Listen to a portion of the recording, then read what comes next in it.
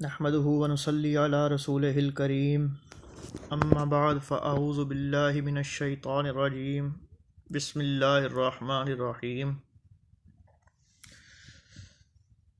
مجھے دیکھنے والے تمام حضرات، میرے بہن بھائی جو بھی مجھے دیکھ رہے ہیں، سب کو میری طرف سے السلام علیکم ورحمۃ اللہ۔ امید کرتا ہوں الحمدللہ ثم الحمدللہ کہ سبھی خیر و عافیت سے ہوں گے۔ آج میں آپ کو کچھ ایسی باتیں بتاؤں گا جو آپ کے لیے بہت ہی فائدہ مند ثابت ہوں گی۔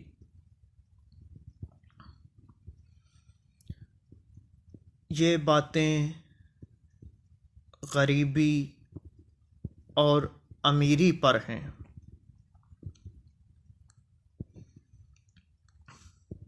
انسان کی کج فکری ہے کہ جب اسے جاہ و منصب ملتا ہے، رتبہ ملتا ہے، عیش و عشرت ملتی ہے، دولت ملتی ہے، بنگلہ ملتا ہے، کوٹھی ملتی ہے، اونچے درجے ملتے ہیں دنیا داری کے، تو وہ سوچتا ہے کہ مالک کا مجھ پہ بڑا فضل ہے۔ اب وہ دولت سے کھیل رہا ہے، اس کو مالک نے دولت دے دی تو وہ سوچتا ہے کہ مالک کا مجھ پہ بڑا فضل ہے۔ اب پوچھو کیا فضل ہے؟ فضل کیا ہے؟ تو فضل وہ بتاتا ہے جی کہ میرے مالک نے مجھے بڑی دولت دی ہے، بڑی عیش و عشرت سے نوازا ہے، میرے پاس اتنی گاڑیاں ہیں، اتنی کوٹھیاں، اتنے بنگلے ہیں، اتنے مکان ہیں، اتنے نوکر ہیں۔ اچھا، اور فضل کیا ہے؟ فضل یہ ہو گیا ہے کہ تو تہجد پڑھتا ہے؟ نہیں پڑھتا۔ اچھا، تو فضل یہ ہو گیا ہے کہ تو نمازیں پڑھتا ہے؟ نہیں، نماز بھی نہیں پڑھتا۔ تو فضل یہ ہو گیا ہے کہ تو جھوٹ نہیں بولتا؟ نہیں، جھوٹ تو میں بولتا ہی بولتا ہوں۔ تو بات یہ ہے کہ وہ دولت کو سمجھتا ہے کہ اس کے مالک کا جو ہے اللہ کا کرم ہو گیا ہے، لیکن یہ اس کی ڈاڈی آزمائش ہے۔ اب جب اس کے پاس دولت آ گئی تو کہتا ہے فَيَقُولُ رَبِّي أَكْرَمَنِ، میرے رب نے مجھ پہ کرم کر دیا ہے۔ یہ انسان کی سوچ ہے۔ اور جب وہ اس کے رزق کو تنگ کر دیتا ہے، وَأَمَّا إِذَا مَا ابْتَلَاهُ فَقَدَرَ عَلَيْهِ رِزْقَهُ فَيَقُولُ رَبِّي أَهَانَنِ۔ میں ترجمے کی بجائے تشریح پہ آتا ہوں تاکہ آپ کو سمجھ میں آسانی سے آئے۔ ترجمہ بھی ٹھیک ہے اور ترجمے سے بہتر بات کوئی نہیں، لیکن تشریح سے یہ ہوتا ہے کہ بات کھل کر بیان ہوتی ہے۔ جب میرے مالک نے اسے ڈاڈی آزمائش میں ڈالا، اس کے رزق کو، جو اس کے اوپر پیسوں کے انبار گر رہے تھے ان کو ذرا کم کر دیا، تو فوراً کہتا ہے فَيَقُولُ رَبِّي أَهَانَنِ، کہتا ہے میرے رب نے مجھے خار کر دیا، رسوا کر دیا۔ یہ انسان کی سوچ ہے۔ حضرت عبداللہ ابن مبارک رضی اللہ تعالی عنہ کہتے ہیں کہ ہمیں دولت دے کر بھی آزمایا گیا اور غربت میں بھی آزمایا گیا۔ غربت کی آزمائش میں تو ہم پورے نکلے، لیکن دولت کی آزمائش میں ہم پورے نہ نکل سکے۔ یہ اب انسان پہ جب رزق تنگ کر دیا اللہ نے، ذرا آزمائش میں ڈالا تو کہنے لگا جی فَيَقُولُ رَبِّي أَهَانَنِ، میرے رب نے مجھے رسوا کر دیا، خار کر دیا۔ اب رزق دیا مالک نے تو کیا دیا، کس لیے دیا؟ کہ آزمائش کی کہ اگر میں اس کو دیتا ہوں تو یہ دوسروں میں بانٹتا ہے غریبوں میں یا نہیں بانٹتا۔ اور آزمائش جو تھی تنگی والی، وہ تنگی والی یہ ہوتی ہے کہ آخر میں اس کو ذرا آزمائش تو کروں کہ ایک مشکل وقت میں بھی مجھے یاد کرتا ہے کہ چھوڑ دیتا ہے یا کب تک کرتا ہے۔ معاملہ کسی غریب کو کپڑے دینے کا، کھانا کھلانے کا، روٹی کھلانے کا بالکل نہیں ہے۔ یہ کوئی بڑی بات نہیں ہے کہ کسی غریب کو روٹی کھلا دی، کسی کو کپڑے پہنا دیے، یا کسی کو کچھ دے دیا، کسی کو پیسے دے دیے، کسی کو آٹا دے دیا۔ نہیں، بات کچھ اور ہے۔ اب بات کیا ہے؟ میں بات وہ بتا رہا ہوں جو قرآن کی ہے۔ فضل یہ نہیں ہے کہ تمہیں دولت دے دی گئی، فضل تو یہ ہے کہ کسی کو تہجد کے سجدوں کی توفیق عطا کر دی جائے۔ فضل یہ ہے کسی کے سینے میں ایمان کا چراغاں کر دیا جائے۔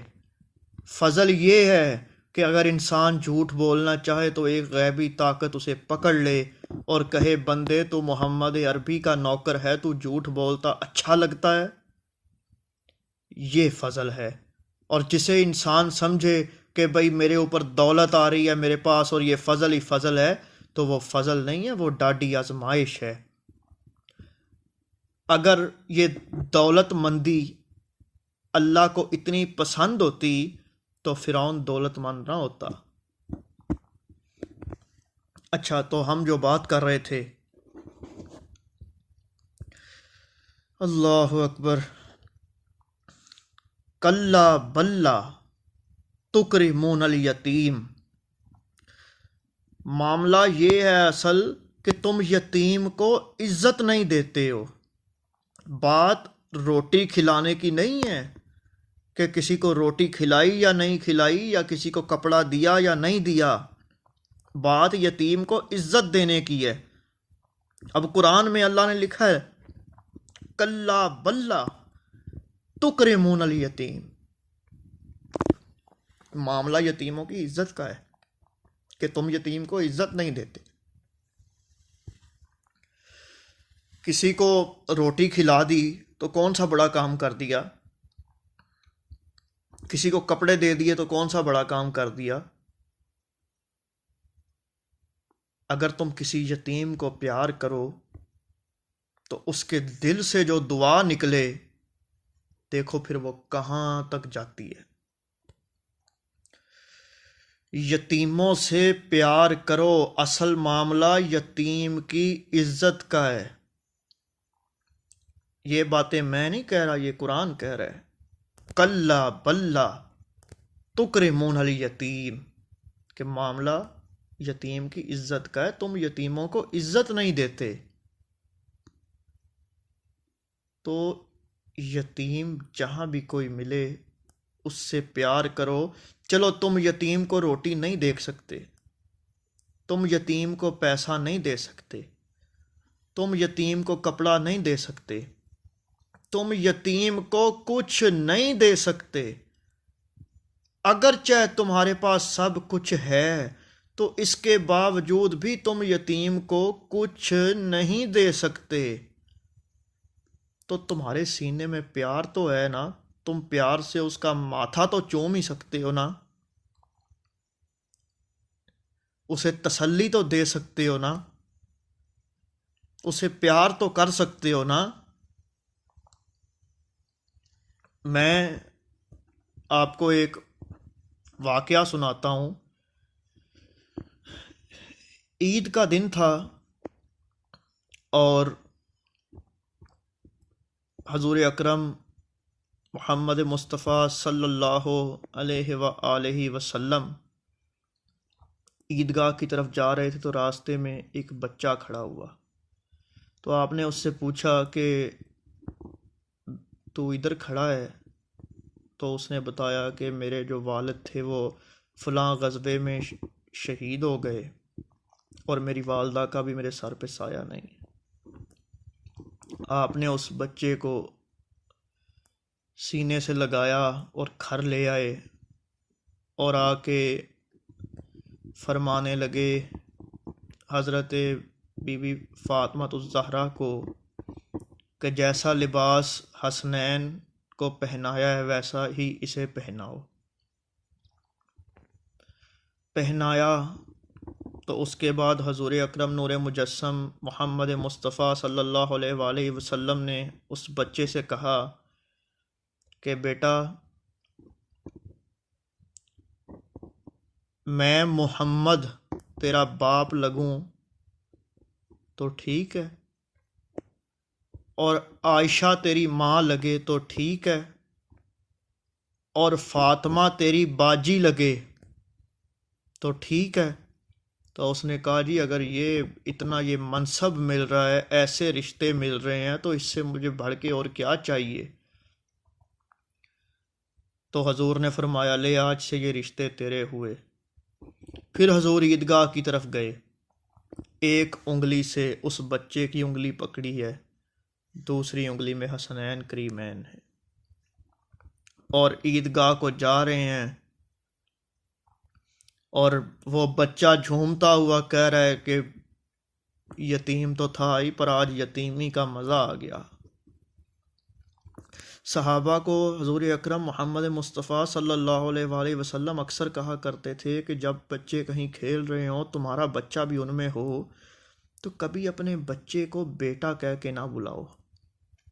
تو صحابہ نے کہا حضور کیوں؟ بیٹا ہے تو بیٹا ہی کہیں گے، بیٹا کہنے میں کوئی حرج تو نہیں؟ تو حضور نے فرمایا حرج تو بالکل نہیں ہے، لیکن اگر وہاں کوئی یتیم بچہ ہوا، تم نے بیٹا کہا، تو اس کے دل میں خیال آئے گا کہ میرا باپ ہوتا تو مجھے بھی بیٹا کہتا۔ تو تم جو ہے تمہارا بچے کو جب اپنے بچوں کو آواز دو تو اس کا نام لے کے بلایا کرو۔ اللہ اکبر! اس بچے کا مقام دیکھیے کہ جو تھا تو یتیم، پر جس کو ماں باپ ملے تو کیسے ملے، آئے ہائے! جس کا باپ محمد ہے، جس کی ماں عائشہ ہے، جس کی بہن بی بی فاطمہ الزہرا ہیں، اللہ اکبر! اور میں یہ تمام لوگوں کو پیغام دیتا چلوں کہ اگر آپ کسی غریب کو کچھ دیتے ہیں تو وہ کسی کو دکھا کے نہ دیں، خاموشی سے دیں، اس طرح سے دیں کہ آپ کا سایہ بھی آپ کے ساتھ نہ ہو اور کسی غریب کے گھر میں رقم پھینک کے آ جائیں۔ جیسے کسی کی بیٹی کی شادی ہو تو چپ کر کے جائیں، اس کے گھر رقم پھینک کے آ جائیں، وہ رقم لے کے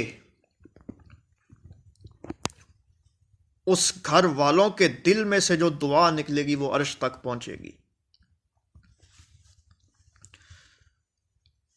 اکثر ایسا ہوتا ہے، عید آ رہی ہوتی ہے تو یہ جو ہوتے ہیں کچھ ذرا یہ پیسے والے لوگ، یہ کیا ہوتا ہے جی کہ اشتہار آ رہے ہیں، لو جی جو ایک ہیں کوئی امیر خاندان کے، وہ ایک ممبر پہ کھڑے ہیں، عورتیں ایک لائن میں کھڑی ہیں، مرد ایک لائن میں کھڑے ہیں، تو جی 15 کیمرہ مین تصویریں کھینچنے والے ہیں، وہ کسی کو چینی کا توڑا دیا جا رہا ہے، کسی کو چاولوں کا دیا جا رہا ہے، کسی کو آٹے کا دیا جا رہا ہے، کسی کو فلاں چیز کا، کسی کو فلاں چیز کا۔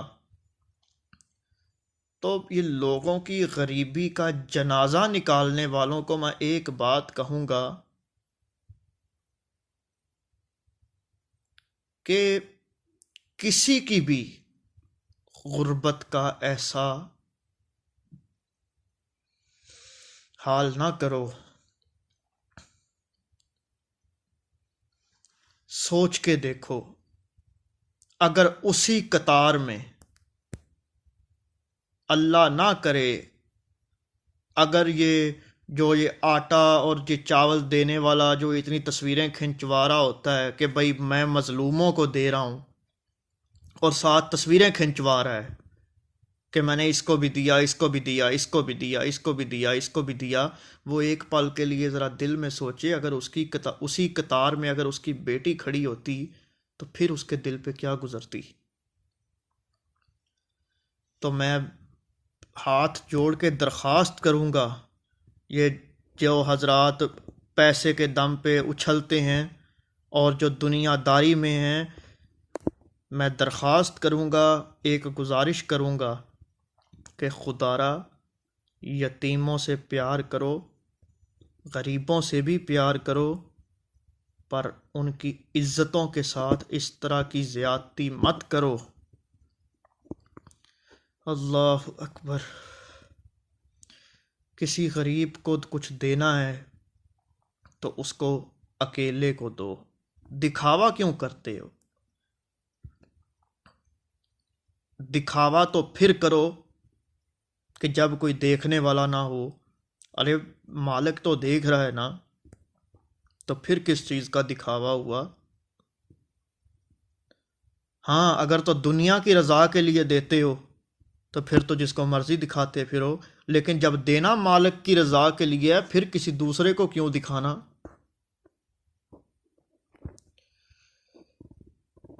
ان باتوں کو اگر ہم سوچیں تو بہت سے اسباق ملتے ہیں،